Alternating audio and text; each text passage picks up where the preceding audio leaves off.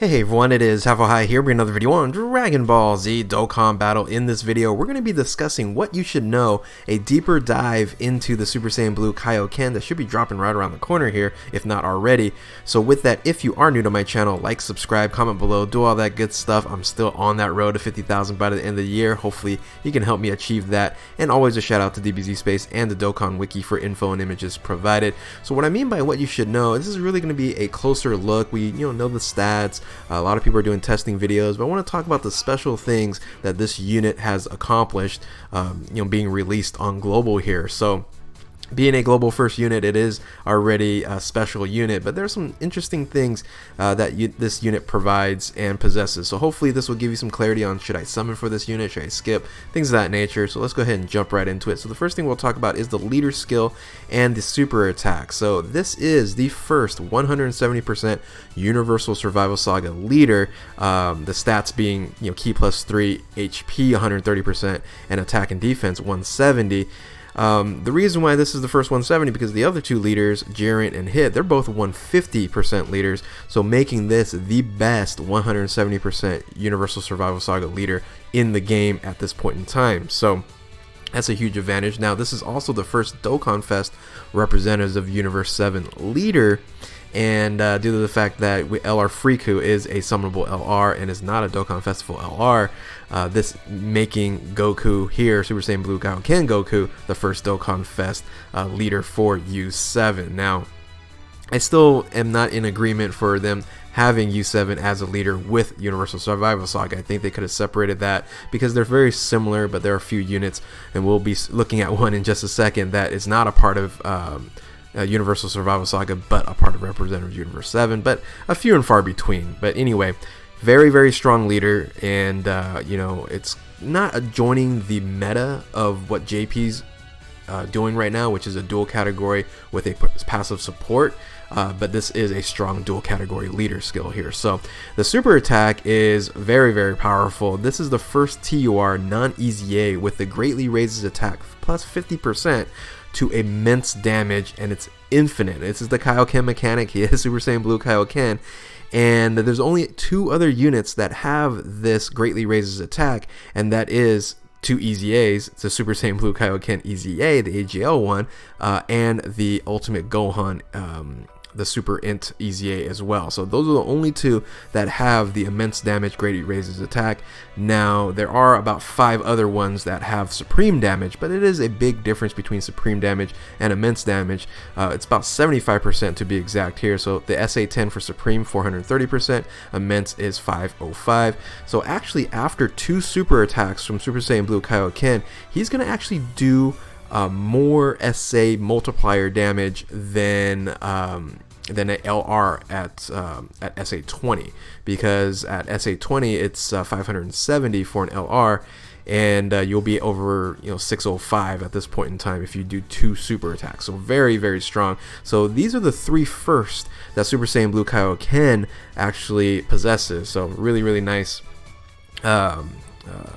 leader skill and super attack here. So let's go ahead and move on into the passive skill and then also the attack stat here, because when we talk about hitting as hard as an LR, well, the attack stat is climbing up there. Now this is right now the highest attack stat that a TUR can get, minus EZAs and of course LRs.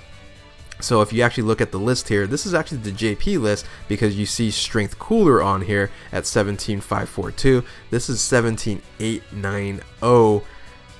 Pretty ridiculous. And yeah, of course, EZA Gogeta is over 20,000. But when you're looking at just regular TURs, this unit here is number 1, is the cream of the crop here. And Dokkan Now video really talked about this is going to be focused on dealing damage, and I'll tell you what, this is really, really what they're trying to accomplish, and they've done a really good job. So the passive skill is very interesting. A lot of people were down on it because they were just adding the 59% with the 59% at 118, but once again, shout outs to the Dokkan Wiki here.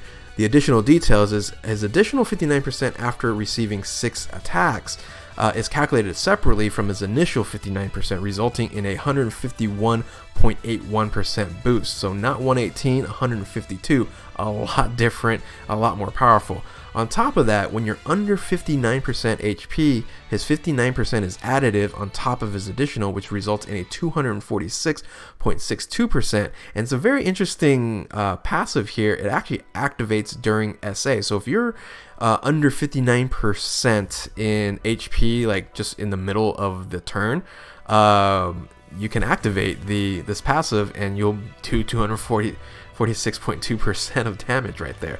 So on top of that, of course, he does have an active skill, which provides an additional 30%, and that is also calculated separately, resulting in a maximum boost of 350%.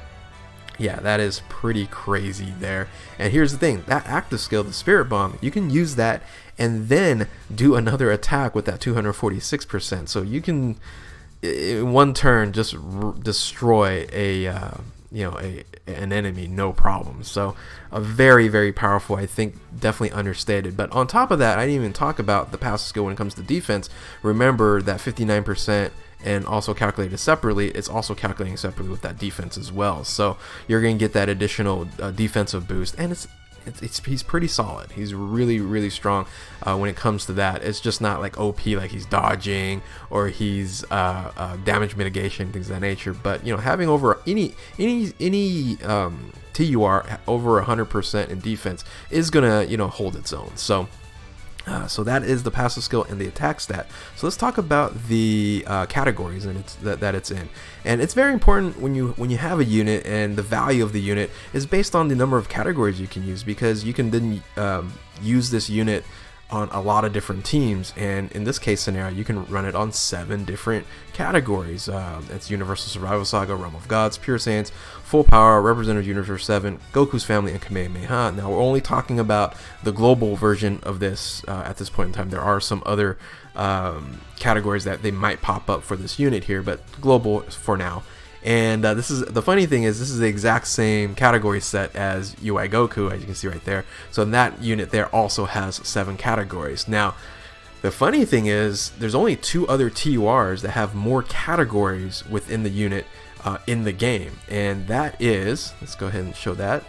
That is Int Go Fist, or Int Kid Goku, whatever you want to call him there, and of course the man who has seemingly endless amounts of categories, especially on JP, is Evolution Vegeta. So these 2 TURs here have currently on global 8 categories that it's on, so it beats Super Saiyan Blue Kaioken by 1.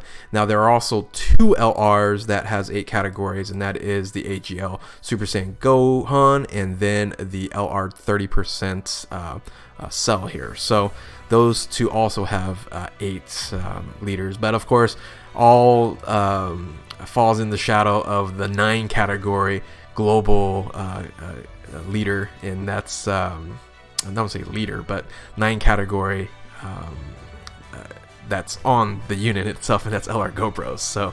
So yeah, 9 categories, but 7 is very, very solid. It is the second best when it comes to TURs, if we didn't count the LRs here. So yeah, crazy flexible, and when you're talking about doing SBRs and building teams for that, it's probably being able to do Universal Survival Saga, Realm of Gods, Pure Saiyans, and Full Power, all 4 of those, probably no problem. So I'll definitely can't wait to test that out later on. So now let's talk about the links. So we talked about categories. Now I'm not going to go through like every single unit that can link up very well with Super Saiyan Blue Kaioken, which actually a lot of units can, but I'm going to talk about the maximum, and that is 50% attack.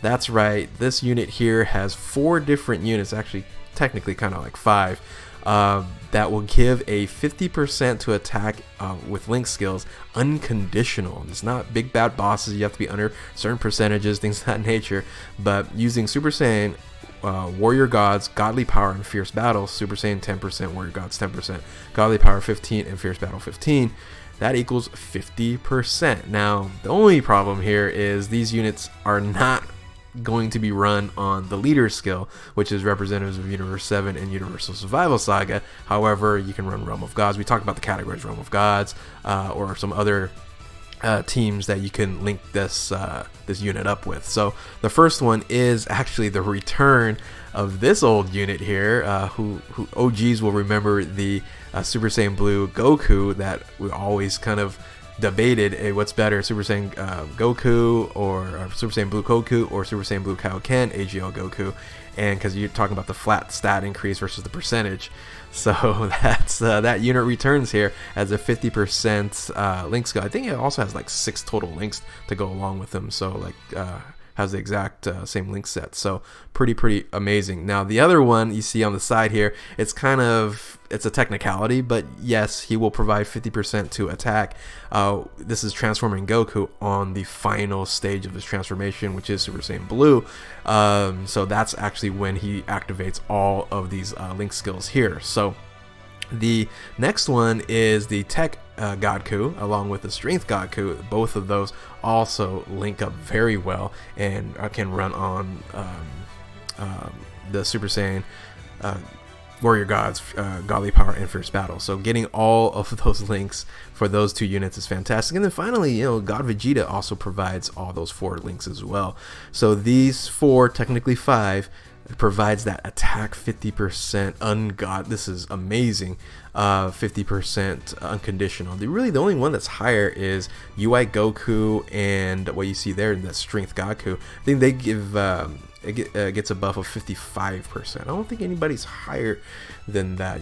Comment below if I'm incorrect, but yeah, really ridiculous. So when it comes to link skills, when it comes to 7 categories, when it has the highest TUR attack stat, which an amazing passive that just does a tremendous amount of damage, a solid leader skill with a OP super attack, it's up to you to decide if you really want to summon for this unit. Now, one more thing is if this celebration provides us an Extreme Z Awakening for Super Saiyan Blue Kaioken, the AGL one right here, and LR Kellen Caulifla, you're going to be able to run a team looking like this. And right here is looking pretty stout. So even the alts, you can just slide units in here left and right, and just make an incredible team. This is more defensive because I have MVP 17. I could put Gotopo right here.